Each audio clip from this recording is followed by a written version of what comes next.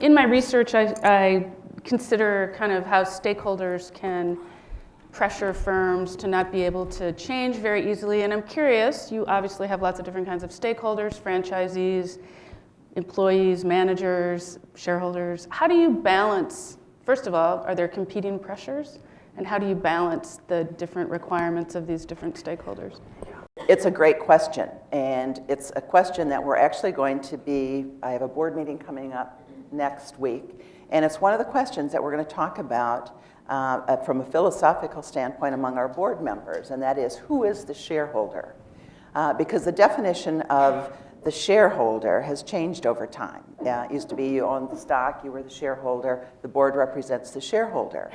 And taking that to a very minute, I always say, is it the shareholder that bought the stock today? Is it the shareholder that bought the stock when we did our IPO a decade ago? Is it the shareholder that will sell tomorrow, or the shareholder from three to 5 years from now?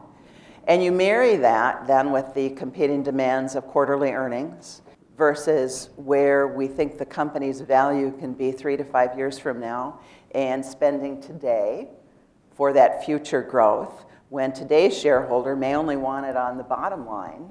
Then I have a group of franchisees who have invested their life savings in the company, in Buffalo Wild Wings franchises, and they have a different set of concerns and needs.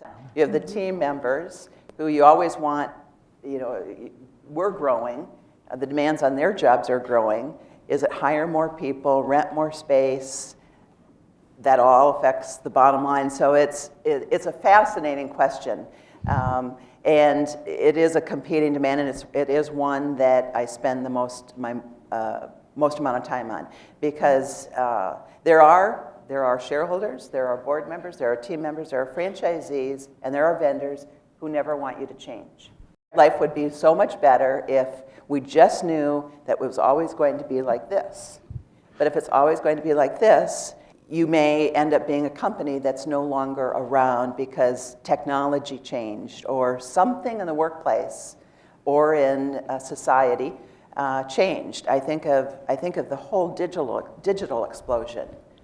Today, whether it's Facebook or Twitter or on a blog, my customers, my guests, can tell me can tell me, can tell the world about their experience at any Buffalo Wild Wings at any point in time. We live in a real-time world, and companies need to take into consideration all their stakeholders, but also what's happening in the world.